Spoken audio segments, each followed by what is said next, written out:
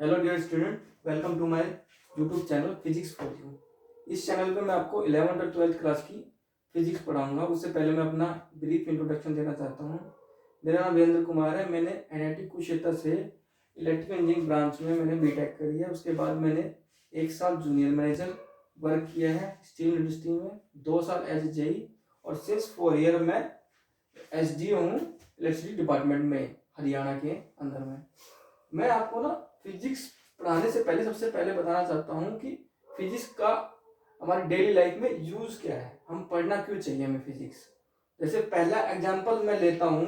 जैसे आपने क्या है, कभी पक्षियों को बैठे हुए देखा होगा आपने, जो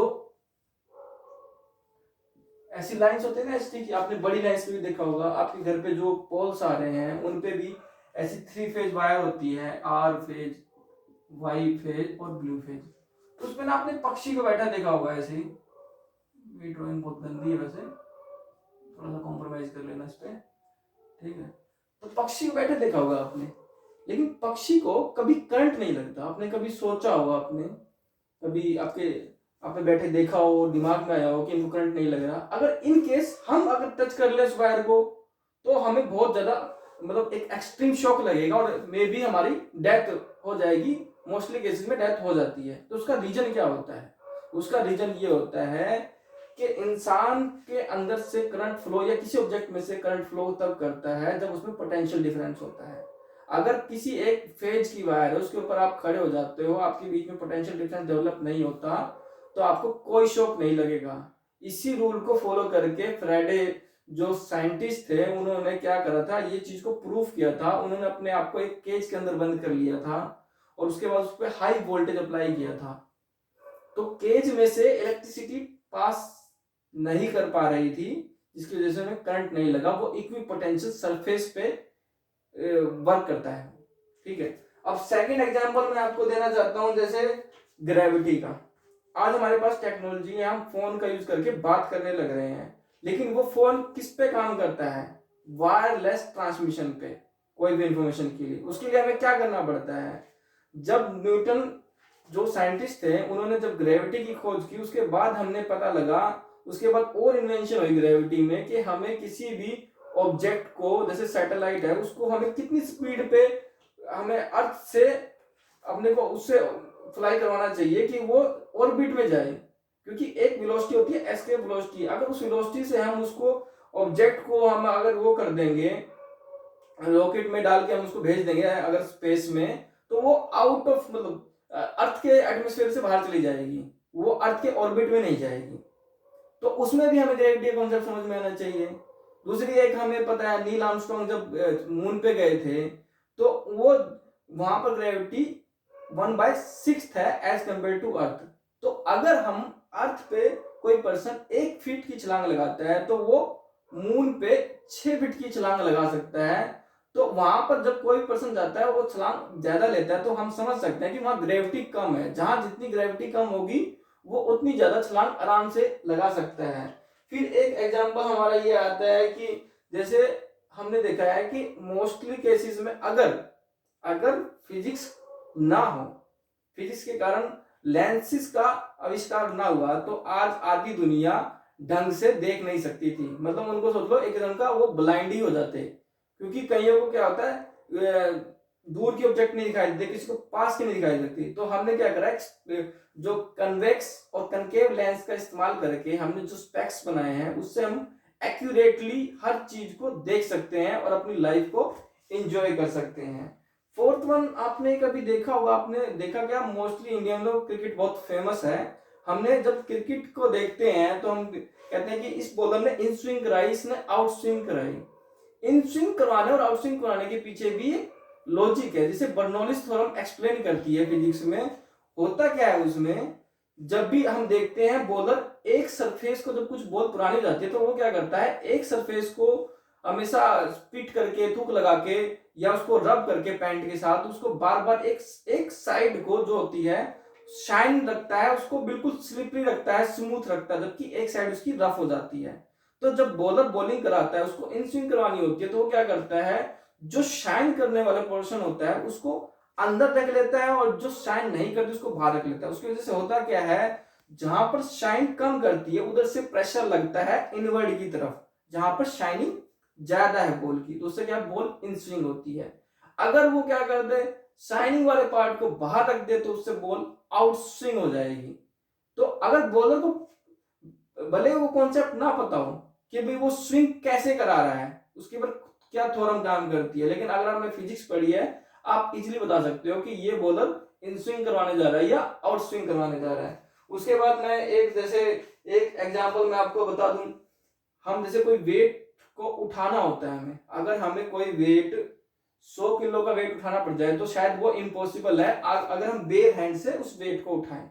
लेकिन अगर उसी वेट को हमें उठाना है, कोई ऐसा ब्लॉक है मान लो 100 केजी का है और इसी को मुझे बेयर हैंड से उठाना है, तो मैं उठा नहीं सकता। लेकिन एक लीवर और एक पुली का बोल लो या कोई एक लकड़ी का ऐसा गोला होता है, उसके ऊपर से अगर हम इस लीवर को लगा के, इस लीवर का इस्तेमाल करके अगर हम यहां पर फोर्स लगाएं, नीचे की तरफ डाउनवर्ड लगाएं, हम डाउनवर्ड फोर्स को लगाएं, तो इस वेट को हम इजिली उठा सकते हैं। और इसी कॉन्सेप्ट का इस्तेमाल करके आगे आगे हाइड्रोलिक लिफ्ट्स का यूज किया गया, जो कार वगैरह को उठाने के लिए आप जाते हो मैकेनिक देखते हो, आप शॉप पे जाते हो मैकेनिक की, बड़े इजीली से वो हाइड्रोलिक लिफ्ट्स का उनका प्रयोग करके इन कारों को एक सुटेबल हाइट पे उठा लेते हैं। उसके बाद वो जो भी उनको काम करना होता है रिपेयरिंग का, बड़े इजीली काम वो कर लेते हैं। उसके बाद जैसे आपने एक वर्ल्ड वॉर सेकेंड के टाइम आपने सुना होगा कि अमेरिका ने जापान पे हिरोशिमा और नागासाकी पे 6 अगस्त 1945 और 9 अगस्त 1945 को 2 बम गिराए थे। तो अब उन्होंने जो बम गिराए एक्चुअल में वो एक आइलैंड पे है जापान, तो उसमें भी एक फिजिक्स है कि अगर हमें बम किसी एक्यूरेट जगह गिराना है तो हमें इसमें सब कुछ एक्यूरेटली करना होगा। प्लेन की हाइट कितनी होनी चाहिए, प्लेन किस स्पीड से चल रहा होगा, वरना अगर उसकी प्लेन की हाइट मिस कैलकुलेट या उसकी स्पीड मिस कैलकुलेट कर लेंगे तो जो बम हमें जापान पे गिरना है वो मे भी चीन पे गिर जाए या उससे पहले गिर जाए, समुद्र में गिर जाए। तो अब जैसे हम ये एग्जांपल देखा, ये आर्मी में भी इस्तेमाल हो रहा है ये एग्जांपल। उसके बाद अब आपने एक एग्जांपल और दे सकता हूं मैं आपको। लाइटनिंग होती है जब, थंडरिंग होती है जब बारिश के टाइम, आपने देखा होगा कि अगर अगर आपको पता है कि भाई लाइटनिंग जब होती है तब हमें ना पेड़ के नीचे नहीं खड़ा होना चाहिए। अगर आप पेड़ के नीचे खड़े होगे तो पेड़ मोर कंडक्टिव है लाइटनिंग के लिए। आपने कभी भी कई बार कुछ वीडियो या रील्स देखी होंगी जिसमें पेड़ के नीचे कुछ पर्सन खड़े थे, लाइटनिंग के टाइम लाइटनिंग पेड़ पे गिरी और एट द इंस्टेंट उनकी डेथ हो गई। तो हमें अगर फिजिक्स पढ़ते हैं तो हमें इतना पता चल जाएगा कि कभी भी लाइटनिंग होती है तो आपको या तो बंद गाड़ी के अंदर जाना चाहिए या बंद घर में जाना चाहिए, वहां आप ज्यादा सेफ हो, आपको हार्म नहीं होगा। और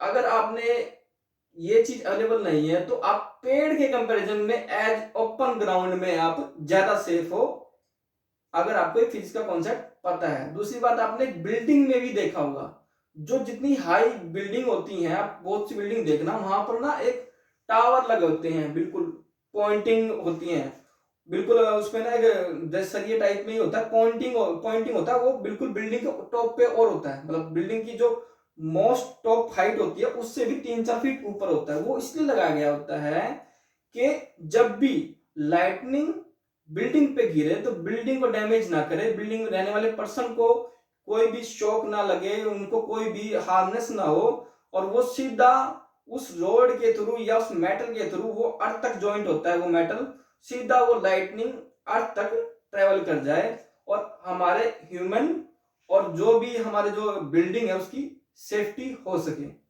तो ये हमारे कुछ डेली लाइफ एग्जाम्पल थे, हम कितने ही एग्जाम्पल देख सकते हैं जो फिजिक्स से हैं।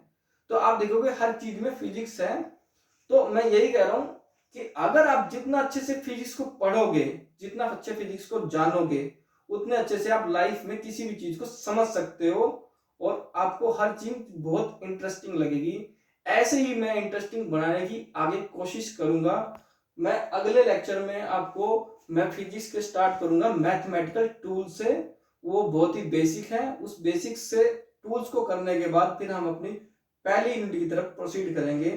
अगर आपको मेरा पढ़ाया अच्छा लगता है, समझ में आता है, तो आप इसको चैनल को लाइक करें, सब्सक्राइब करें और कमेंट करें।